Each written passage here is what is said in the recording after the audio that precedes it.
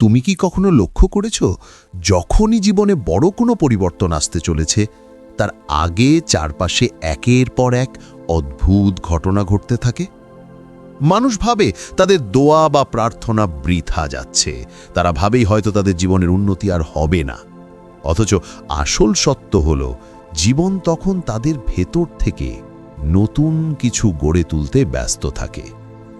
এটাই সেই সময় যখন তুমি অনুভব করো কিছু না কিছু ঘটছে, কিন্তু বুঝতে পারছো না ঠিক কি।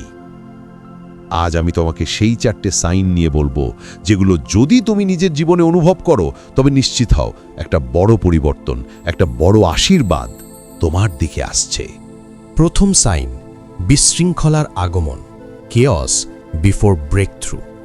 জীবনের সবচেয়ে বড় আশীর্বাদের আগে সবকিছু উলটপাল্ট হয়ে যায়।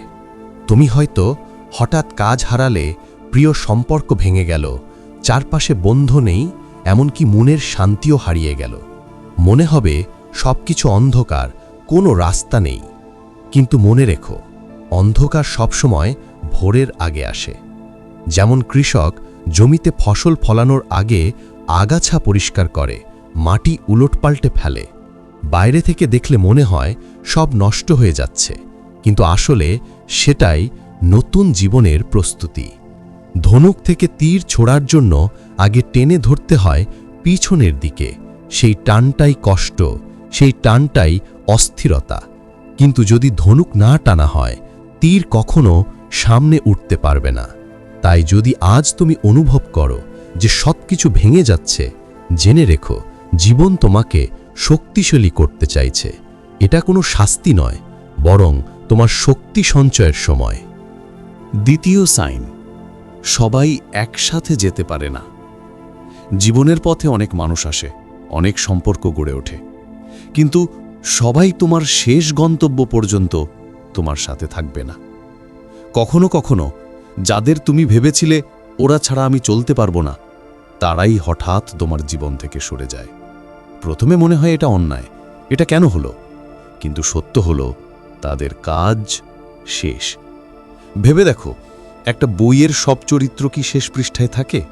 না, কেউ আসে এক অধ্যায়ে, কেউ আসে কয়েকটি অধ্যায়, আবার কেউ হয়তো পুরো গল্পে থাকে।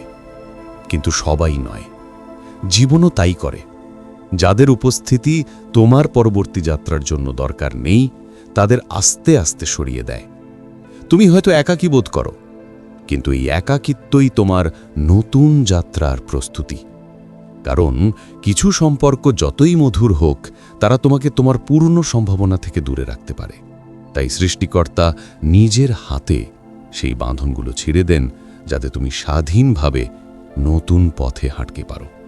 তৃতীয় সাইন, আত্মার অস্থিরতা। কখনো কি এমন হয়, কোনো কারণ ছাড়াই মন খারাপ হয়ে থাকে? যে কাজ একসময় তোমাকে আনন্দ দিত, সেটা এখন নীরস লাগে। তুমি হয়তো আগের মতো ভিড় পছন্দ করো না, বরং নিস্তব্ধতা খোঁজো। এটাই হলো আত্মার ডাক। তোমার বর্তমান অবস্থান আর তোমাকে মানাচ্ছে না।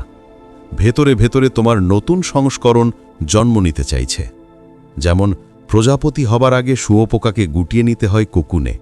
বাইরে থেকে সেটা অন্ধকার, সংকীর্ণ আর কষ্টের মনে হয়, কিন্তু সেই কোকুন ভেদ করেই জন্ম নেয় রঙিন প্রজাপতি। তেমনি তোমার আত্মাও অস্থির হয়ে ওঠে যখন জীবনের নতুন অধ্যায় শুরু হতে যাচ্ছে। তুমি হঠাৎ দেখবে ভেতরে একটা পরিবর্তনের সুর বাজছে। এখনই সময় নতুন কিছুর জন্য প্রস্তুত হও। চতুর্থ সাইন, অপ্রত্যাশিত দরজা খুলে যাওয়া। সবচেয়ে বিস্ময়কর সাইন হল, সুযোগগুলো নিজে থেকে তোমার সামনে এসে দাঁড়ায়। যে জিনিস তুমি চাওনি, প্রার্থনাও করনি, সেটা হঠাৎ হাজির হয়। কেউ সাহায্য করে, কেউ সুযোগ দেয়, কেউ তোমাকে এমন একটা পথে নিয়ে যায় যেটা তুমি কল্পনাও করনি। এগুলো কোনো কাকতালীয় ঘটনা নয়, এগুলো হলো সৃষ্টিকর্তার পাঠানো ইশারা। যখন কাজ সহজে হতে শুরু করে, যখন বারবার দরজা খুলে যায়, তখন বুঝে নাও এটাই তোমার সময়। কোনো জোর খাটাতে হবে না, কোনো চাপ দিতে হবে না, সবকিছু যেন নিজে থেকেই ঘটে যাচ্ছে। এটাই জীবনের ভাষা। তুমি প্রস্তুত? এখন এগিয়ে যাও। এই 4টি সাইন যদি তোমার জীবনে থাকে, তাহলে ভয় পেও না। এগুলো কষ্ট বা দুঃখ নয়, বরং এগুলো হলো জীবনের ইঙ্গিত যে তুমি এক বড় আশীর্বাদের খুব কাছাকাছি পৌঁছে গেছো।